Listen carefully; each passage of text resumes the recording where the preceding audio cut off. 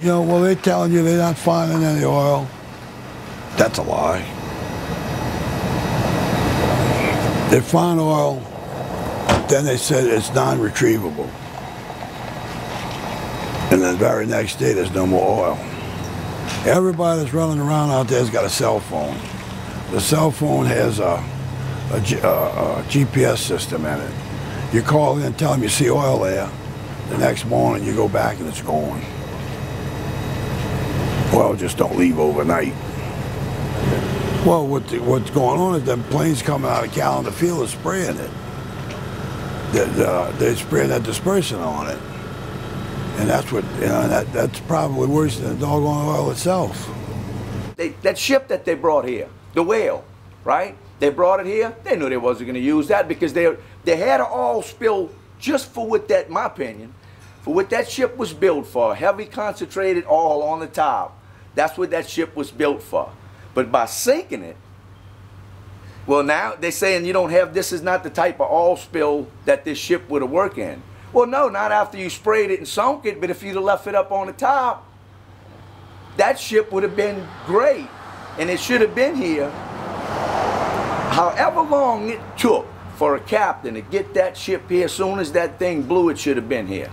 A lot to see before I can make a judgment on BP. Because as far as now, yeah, they've helped us out. They've given us jobs. They've actually done the things they said they was gonna do. They clean up process, giving us jobs cleaning up, you know?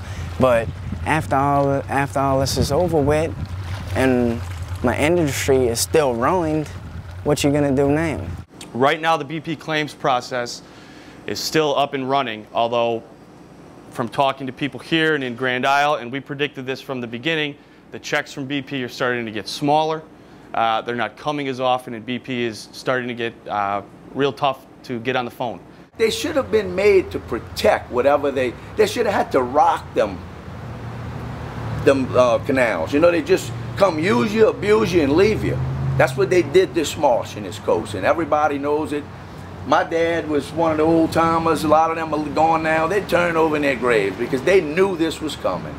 What they do from there will depend on, you know, that'll decide what I think about BP, you know, how they handle it in the end.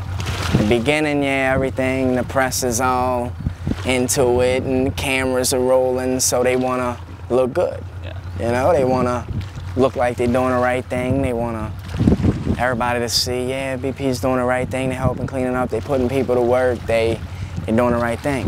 But when the cameras stop and all this is forgot about, but I still can't come out here and crab because they got oil in the water, what happens then? What they gonna do then? I don't know. That's what I'm saying. I'm playing it by ear. I don't know what's gonna happen. Eventually, the BP claims process is going to be absorbed into this fund. Okay, I know everybody's heard about the fund. It's supposed to have $20 billion in it by the time everything is said and done. It has, as of last week, or as of July 28th, it had no money in it. They waited, putting off. They got to pass laws to do this. No, this is when all of that should have been thrown out the window, and every asset that they had in the world should have been on that leak from day one. And they didn't do that, and that was obvious. And now they're going to sink it and hide it and clean up a little bit that you see and say it's all right. People know better than that. That's insulting.